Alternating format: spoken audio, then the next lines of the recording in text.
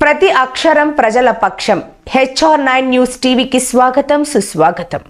శ్రీ సత్యసాయి జిల్లా పుట్టపర్తి నియోజకవర్గంలో ఎమ్మెల్యే దుద్దుకుంట శ్రీధర్ రెడ్డి చేపట్టిన వైఎస్ఆర్ రైతు విజయ సంకల్ప పాదయాత్ర దిగ్విజయంగా ముగిసింది.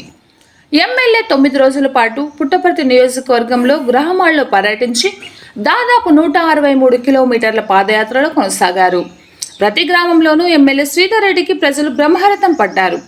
కొందరు అభిమానులు క్రేన్ సహాయంతో గజమాలలు వేసి తమ అభిమానాన్ని చాటుకున్నారు.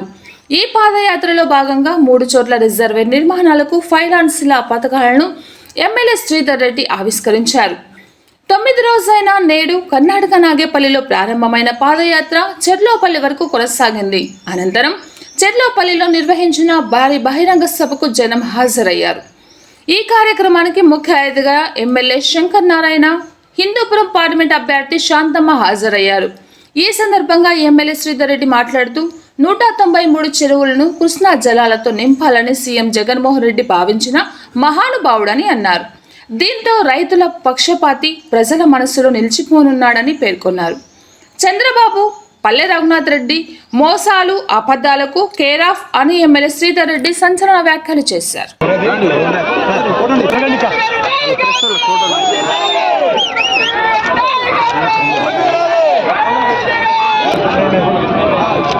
మీరు తీసుకోండి ప్రెస్ వాళ్ళు.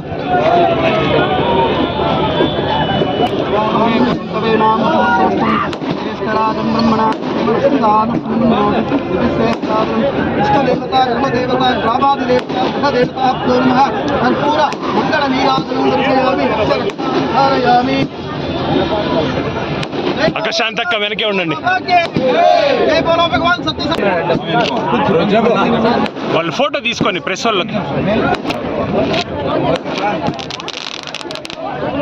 తీసుకున్నారా? Okay right. జగనాన్ని గెలిపించాలని మనస్ఫూర్తిగా కోరుకుంటూ ఈ అవకాశం నేను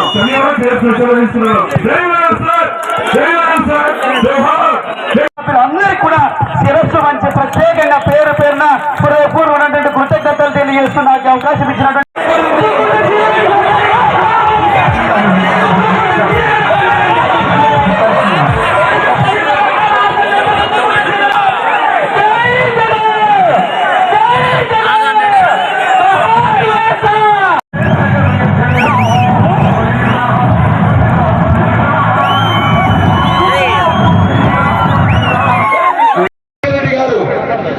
అనునిత్యం మన శ్రేయస్సు కోసం, మన రైతుల పదవుల కోసం, మన రైతుల అభ్యున్నతి కోసం పడినటువంటి కష్టం ఈ రోజు పారే ప్రతి చుక్కలో రాజశేఖర రెడ్డి గారు బతికే ఉన్నారని చెప్పేదానికి నిదర్శనం ఈ కాలువలో అందరినీ ఆ కాలువలో పారే ప్రతి చుక్కలో రాజశేఖర రెడ్డి గారు బతికే ఉన్నారు.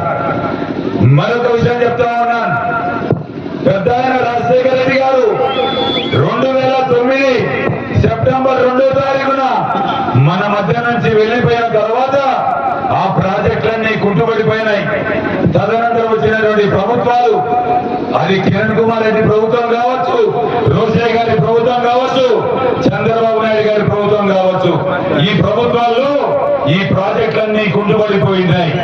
తర్వాత మీరు గమనించండి, 2014లో ఒక పెద్ద ఆయన చంద్రబాబు నాయుడు, ఆయన పేరు, అధికారంలోకి వచ్చినాడు. ఆయన అధికారంలోకి వస్తానని వర్ణదేవుడు అక్కడ చైనా వైపు వెళ్ళిపోయినాడు. వర్ణదేవుడు చైనా వైపు వెళ్ళిపోయినాడు, మన దగ్గర లేడు, ఇండియాలో లేనే లేడు. కరువు కరువు కరువు కరువు వస్తా ఉన్నాయి. 2014 నుంచి 2019 వరకు నిత్య కరువులతో అల్లాడుతున్నటువంటి మన ప్రాంతంలో వర్షాలు లేక మన ప్రాంతంలో ఉన్నటువంటి అనేక మంది రైతులు ఇతర ప్రాంతాలకు వలసలు పోయి ఇతర ప్రాంతాలకు జీవనోపాధి కోసం వెళ్ళిపోవడం జరిగింది. ఆ సమయంలోనే మనం మన పెద్ద ఆయన దివంగత నేత రాజశేఖర రెడ్డి గారి బిడ్డ వైఎస్ జగన్మోహన్ రెడ్డి గారు పాదయాత్రలో భాగంగా మన ప్రాంతానికి 2017వ సంవత్సరం డిసెంబర్ 19వ తారీఖున మన ప్రాంతానికి రావడం జరిగింది. ఆ సందర్భంలో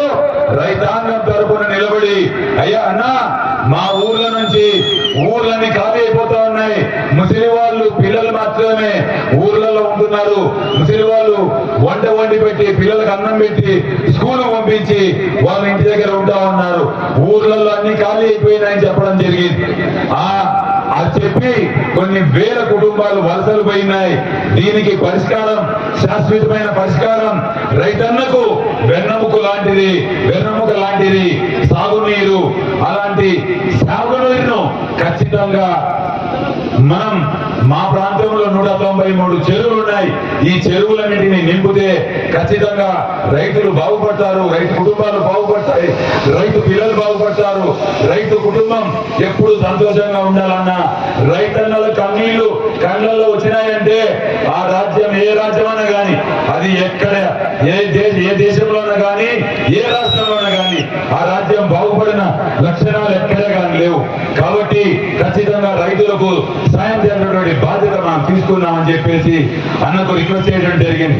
ఆ మరుసటి రోజే నల్లమాడ వైఎస్ఆర్ విగ్రహం దగ్గర జరిగినటువంటి బహిరంగ సభలో జగన్మోహన్ రెడ్డి గారు ఆ రోజు 193 చెరువులకు నీళ్లు నేను ఖచ్చితంగా ఇస్తానని చెప్పి మాట ఇవ్వడం జరిగింది.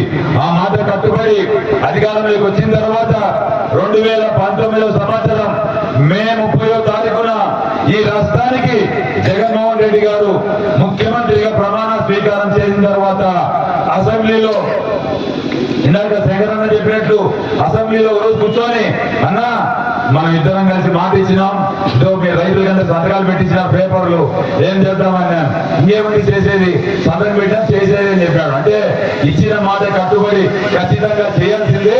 ఈ ప్రాజెక్టు మనం మాట ఇచ్చాం,